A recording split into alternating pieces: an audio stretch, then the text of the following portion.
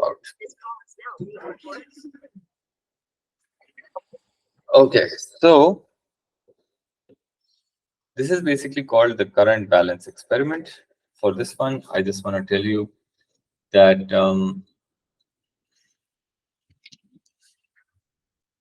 this is basically there. This is a practice. Measures the magnetic force on a current carrying conductor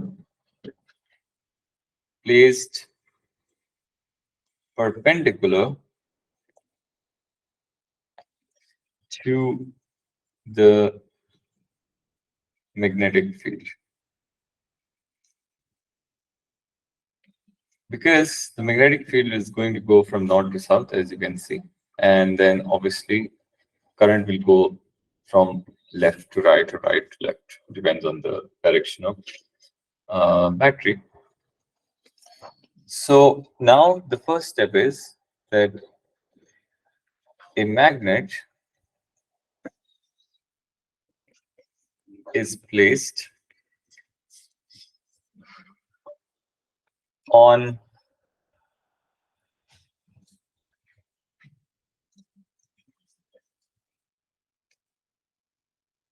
wait a second.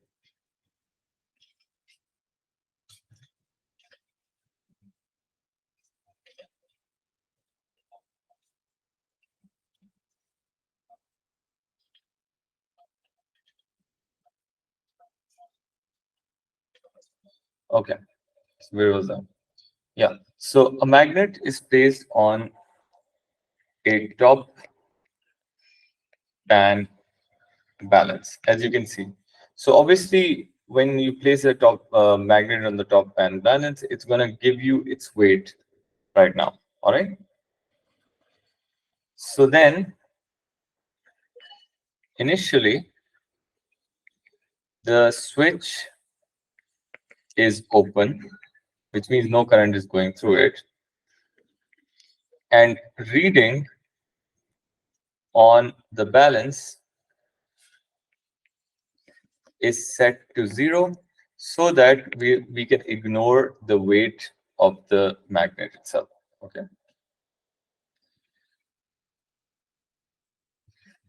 Then the switch is closed and current flows through the wire. So like that, like that, like that. From positive to negative, right? Like this.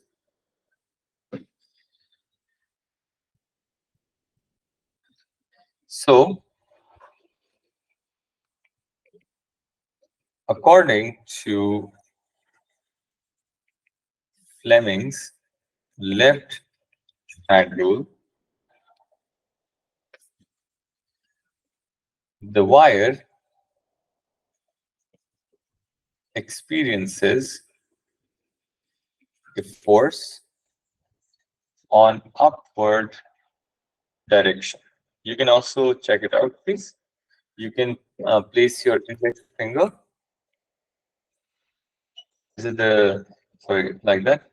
This is the direction of magnetic field. Current is going like this. Your middle should be here. This is index. This is middle. You'll see your thumb will be on top. Please try this.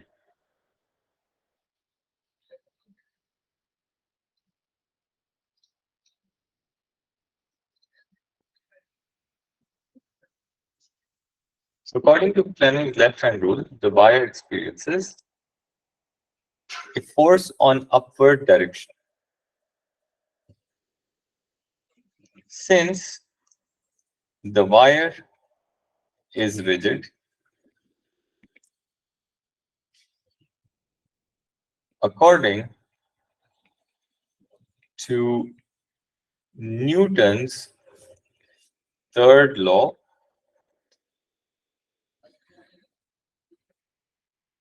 equal and opposite force is applied on the balance. All right. Equal and opposite force is applied on the balance. So basically, the wire is pushed up, the wire pushes the magnet downwards, and the reading on balance gives us the electromagnetic force. All right, so you guys can write this down.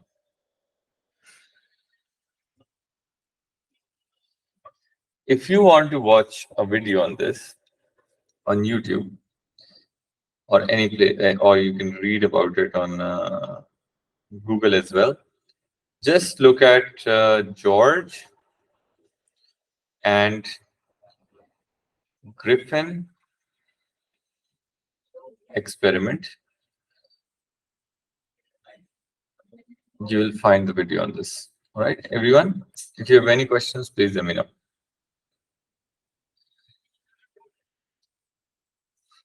Please write this down, and then we'll go forward.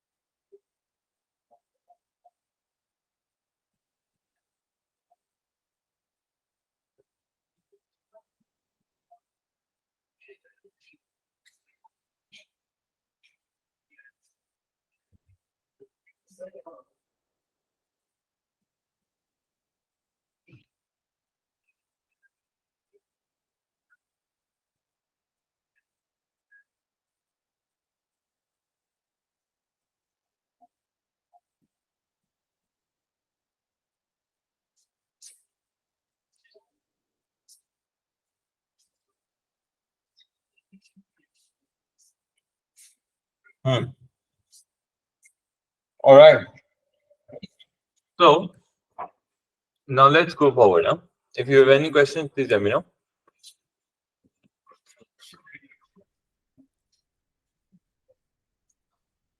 The next thing we're going to do is basically put the heading here. It's called magnetic effects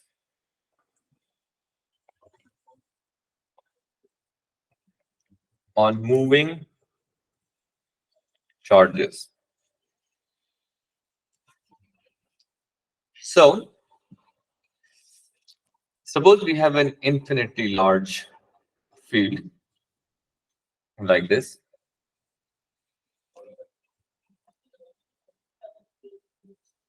And it is into the page right now.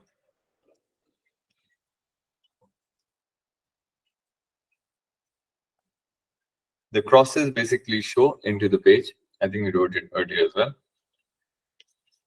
And from this side, there is an alpha particle, which is of +2 charge, is entering. Okay.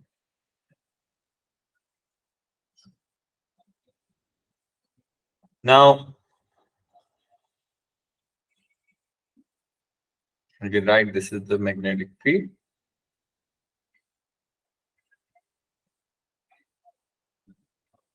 into the page.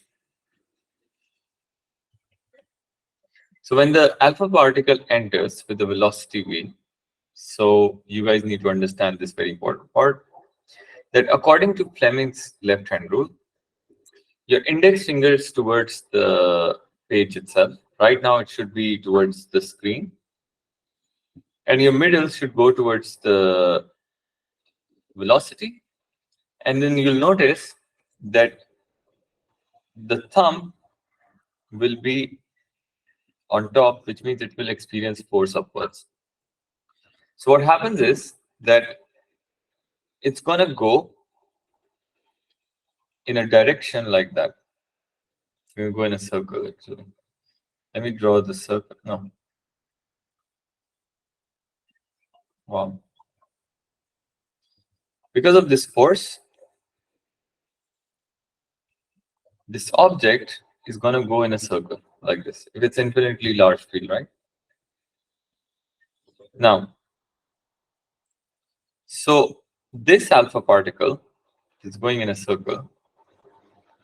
At this point, because the vector of the velocity is here, so you can check that the force will be perpendicular and towards the center like that.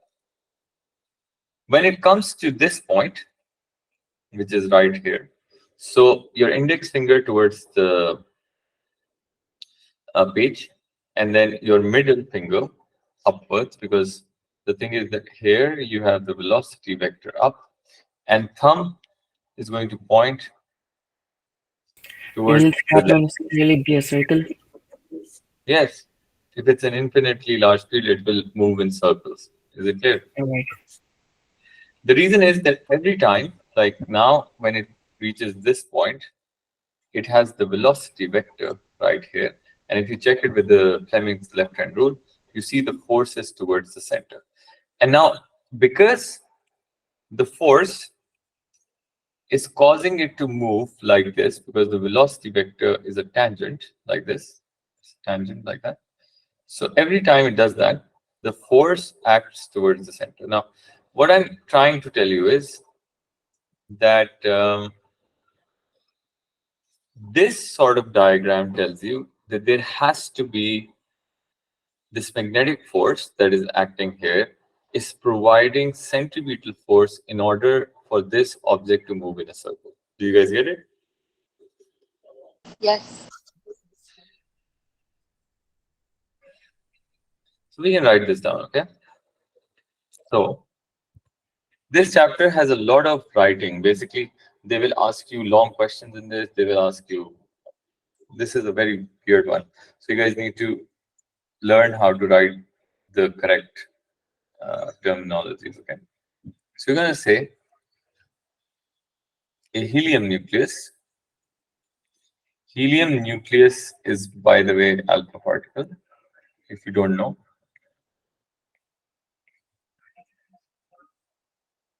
A helium nucleus enters a large infinite magnetic field.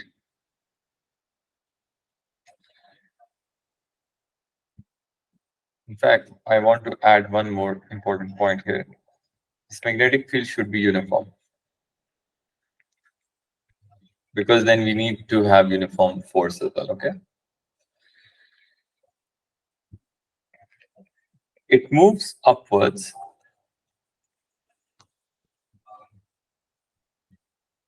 as it experiences a force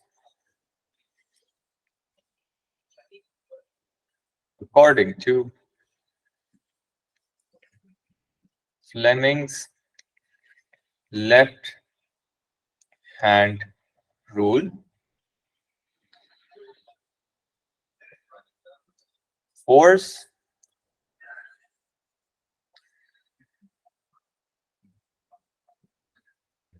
force basically is exerted perpendicular to the direction of velocity of this isolated charge. When I say isolated charge, which means there must be there should not be any other force acting on it. Okay, like that.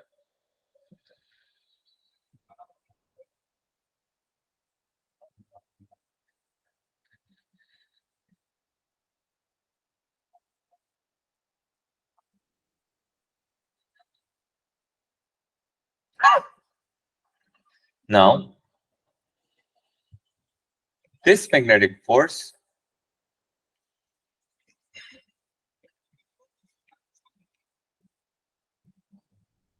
alters the direction of velocity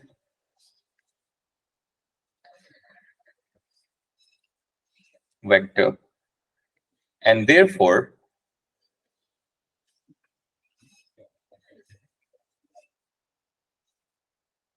direction of instantaneous current,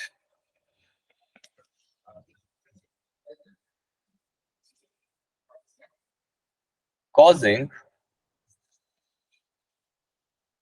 the Fleming's left-hand rule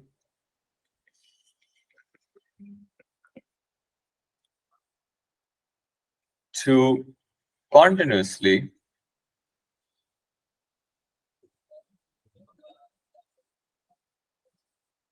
result in force directed towards the center of the circle,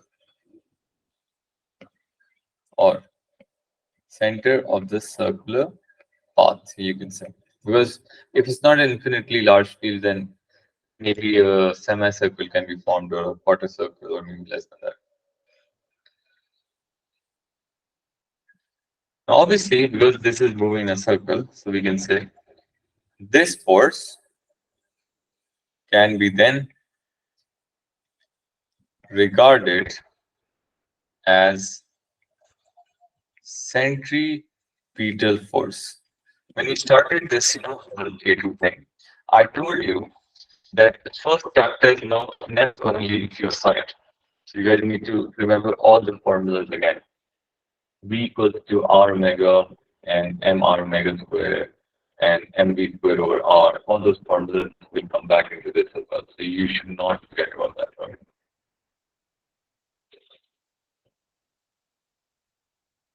Abu Bakr, how do you feel about this?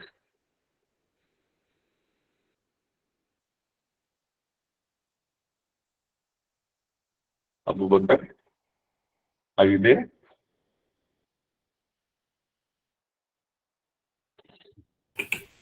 Okay. All right. Now, is there any person right now who can basically who doesn't understand the thing here, and I can re-explain or make it even more clear?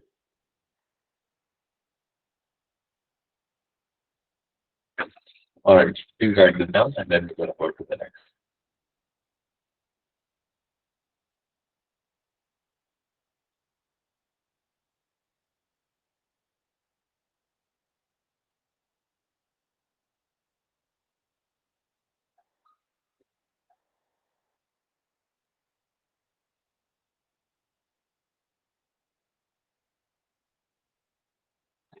All right.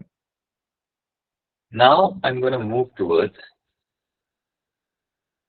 the derivation. It can come for 2 marks, by the way. The derivation is for force on an isolated moving charge. So you guys should now write this So what we've learned right now is that if the magnetic field looked like this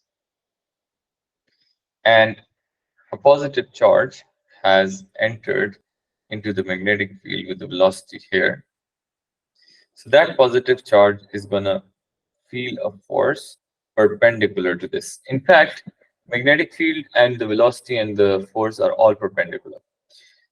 Previously, we learned that force when particles are moving in a wire are given by B, I, and L. Now, because there is only one current, one charge that's causing an instantaneous current, so I can basically write this B times charge is charge over time times that. This basically is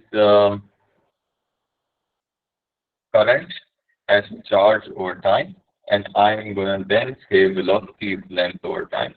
As it moves, the force will be equal to EQV, and you guys need to remember this for just an accelerated charge.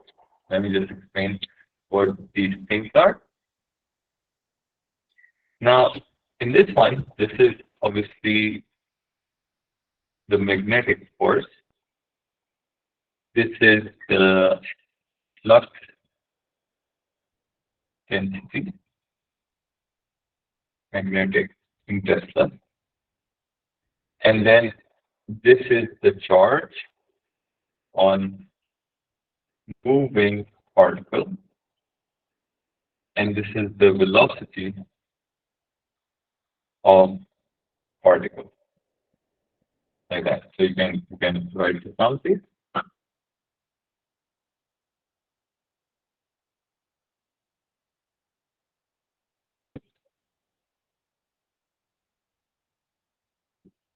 Now the important thing about this one is that we've learned that the magnetic force provides the centripetal force. The formula for magnetic force is BQV. The formula for centripetal force is mv squared over r prime.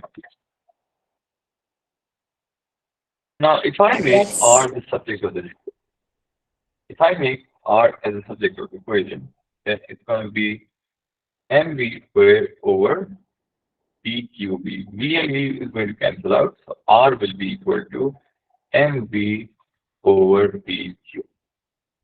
First of all, we're going to look at this. Like I said, v is equal to r omega is a very important equation. Then this is a very important equation for this chapter. So let's write this down.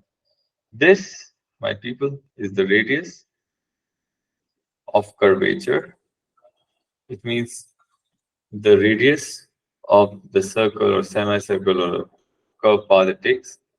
This is the mass of particle. This is the velocity of particle.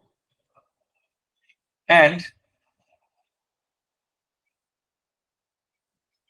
this is the magnetic flux density. And that's the charge on particle. There's something very important here as well that we need to then realize. If you look at it, in this formula, B is the magnetic field charge is this, which stays constant, but then mv in this one is actually momentum. You guys can see. So that means that R will be proportional to the momentum if B and Q are constant, which means that greater the momentum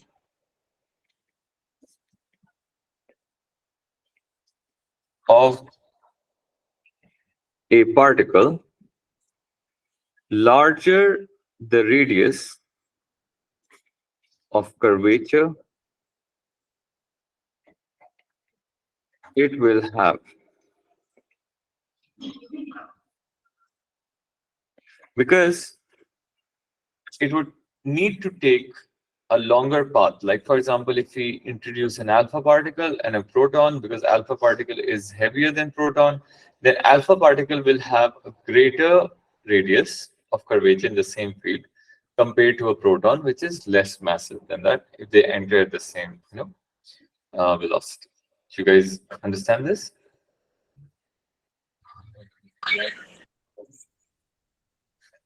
You should basically write this down.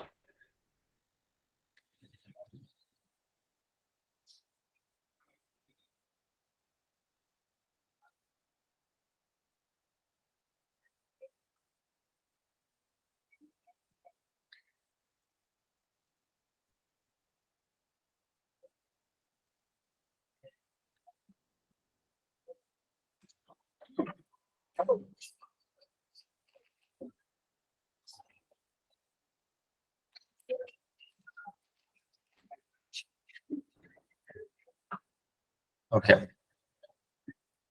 Then we're gonna look at the path of a moving charge in vacuum and gas. So let's look at this as well. So if you have a field,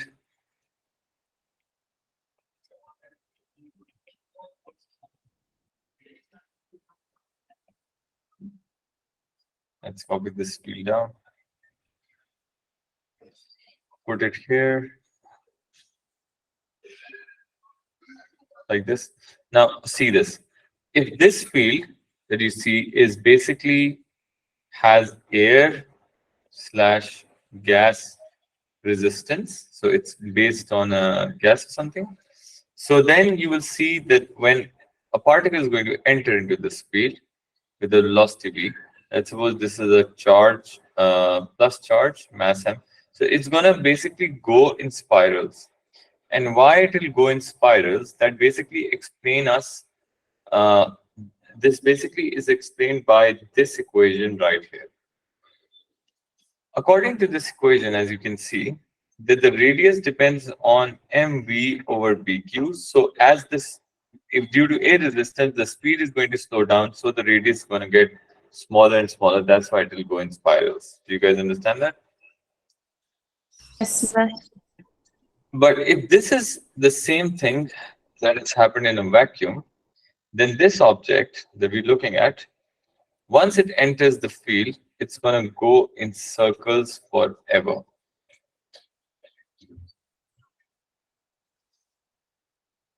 So,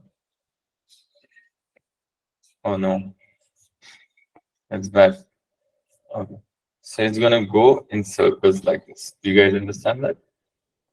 Because obviously the speed is not gonna slow down. It has the same charge, same mass. It has the same speed. So the momentum will stay the same. And then obviously it is just gonna have just one radius. That's why.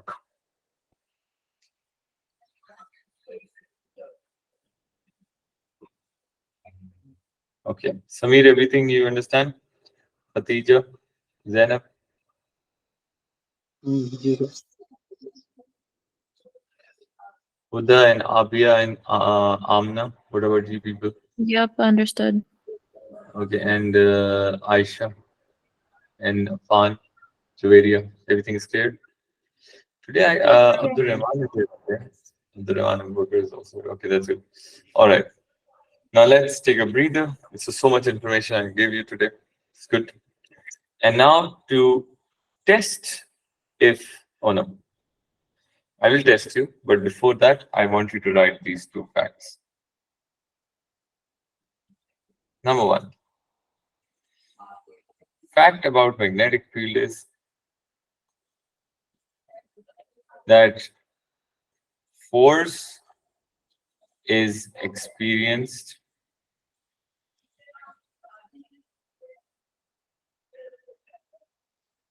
force is experienced by only moving charges. All right. And in an electric field,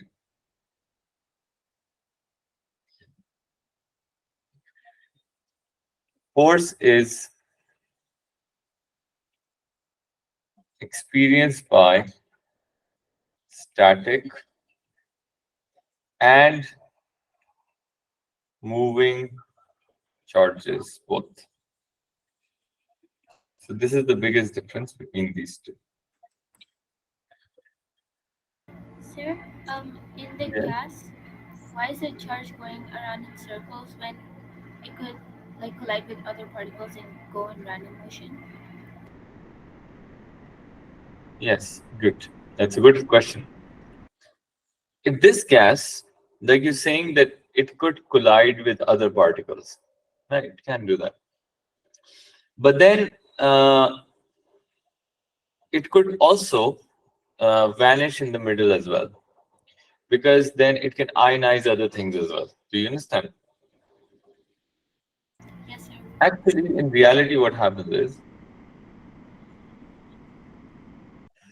this is a classic example of hydrogen bubble chamber. Okay, hydrogen is basically put in a chamber, and then when the particles of a certain material we're testing what kind of particle it's releasing, it basically ionizes the particles in the path, and then those particles go in these circles, and we know whether the element that is created, or maybe it is decayed, or maybe a reaction has happened, whether it releases a positive particle or negative particle, or just releases uh, you know what do you call them, neutral particles. Do you understand? So Yes. it causes, if you ever see an airplane going through, if you're on the ground and you see airplane leaves a trail of gas behind it. Have you guys seen that? It's like it forms white long clouds. It's basically hydrogen bubble chamber does almost the same thing. It's all sort of a trail that we can see. So it's needed for that. Okay. But hydrogen bubble chamber is not in our course. We just need to understand why the speed of the particle is getting slowed down, and why it is going in spiral rather than complete circles. Because the radius depends on the momentum of the particle. That's why. Is it clear? Yes, sir. Thank you. Okay. Now I'm gonna give you a question to do. So let's do that.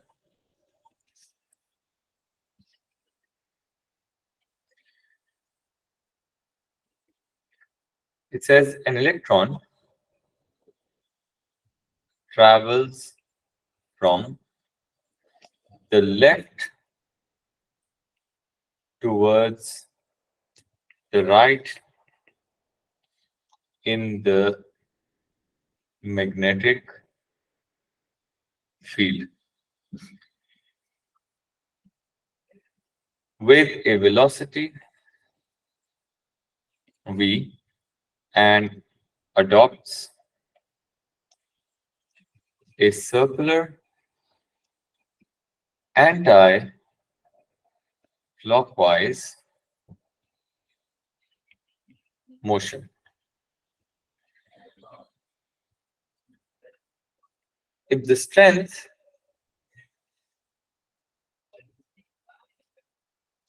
of field is 2.1 Tesla and velocity is 12% of speed of light,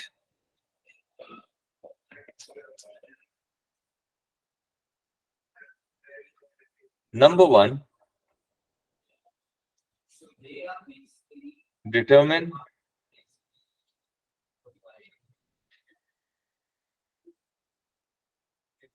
the centripetal force. Once you do that, then determine the radius of curvature,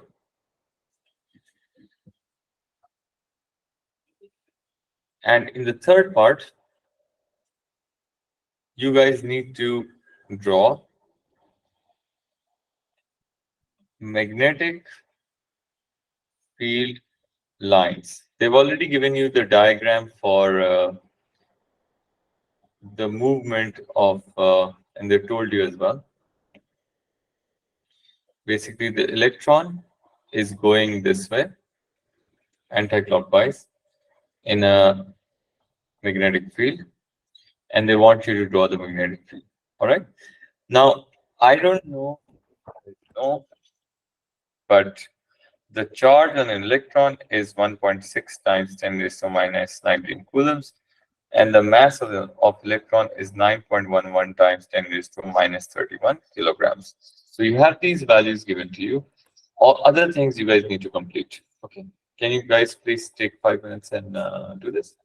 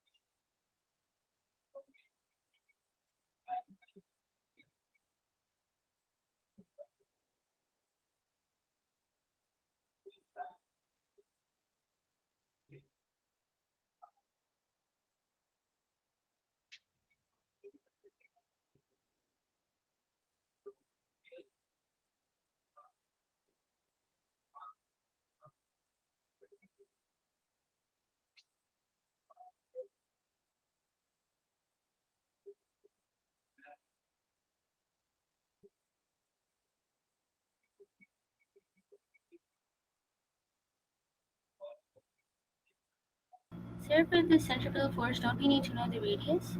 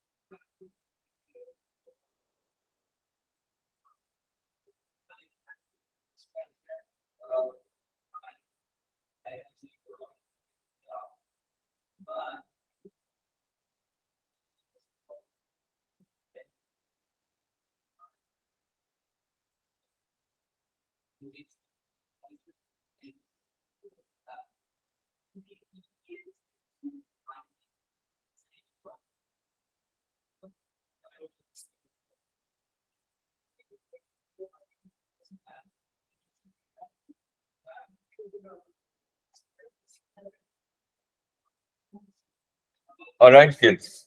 You got the answer?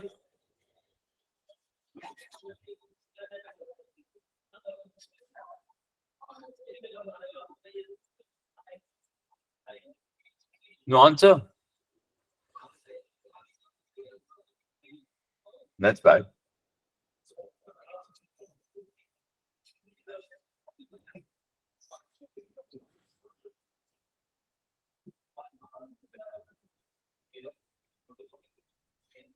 Sir, I got an answer, but I think it's wrong. Okay, it's all right. You can tell me. I got 1.9 into 10 to the power minus 17. Minus 17. Because, sir, Mhm. I don't know, like, how are we supposed there's no radius, so, like, how are we supposed to do this? The first one. Sir, there's no radius, so, like, how are we supposed to do this? Magnetic field is equal to magnetic force is equal to centripetal force. Mv square over is equal to bqv. Yeah, you can use BQV. That's all. Because you see, the magnetic force is same as the centripetal force in this. So you can use BQV to find the centripetal force. You understand? So you have magnetic um, field strength, you have charge, and the speed of this is 12% of speed of light. What is 12%? 0.12 times 3.0 times 10 raised to 8. So you should end up getting something like 1.21 times 10 raised to power negative 11 newtons. Is that correct? Do you understand? Yes, sir. Then when you find the radius of curvature, obviously you need R equals to mv over bq. So the mass of electron should be taken as 9.11 times 10 raised to minus 31. The speed, again, 0.12 times 3.0 times 10 raised to 8, and then divided by 2.1, and the charge is 1.6 times 10 raised to minus 9. The radius curvature should come out as around 97.5 micrometer. You can check, please. Now do the last one quickly.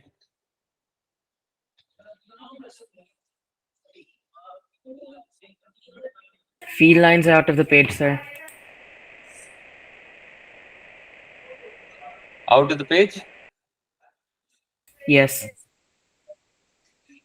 All right. Let's see. Basically, if the electron's moving from left to right, you'll take conventional current right to left. Right. Right. Yes, because this is not a conventional current. This is electron flow. So you guys need to understand. You can check from any point, like for example, the velocity vectors like that. So for electron, there are two things.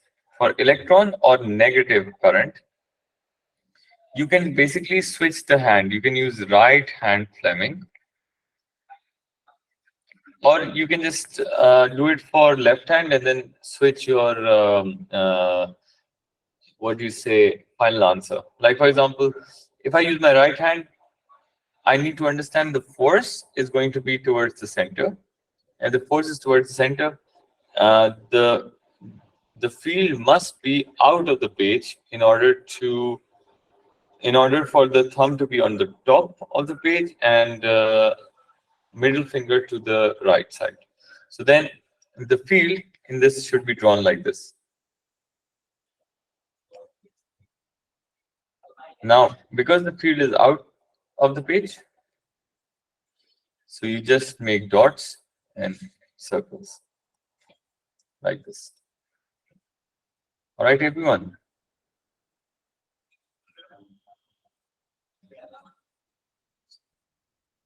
Anyone who could not understand why the field is out of the page, please let me know.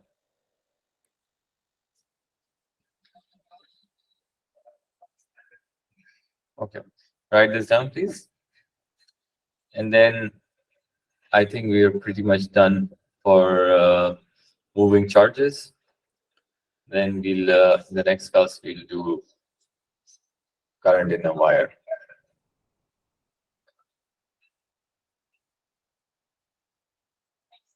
All right. So that would be all for today then. If you still have any questions, let me know. Otherwise, it's free to go. Thank you, sir. Lots of Have a nice weekend. Bye.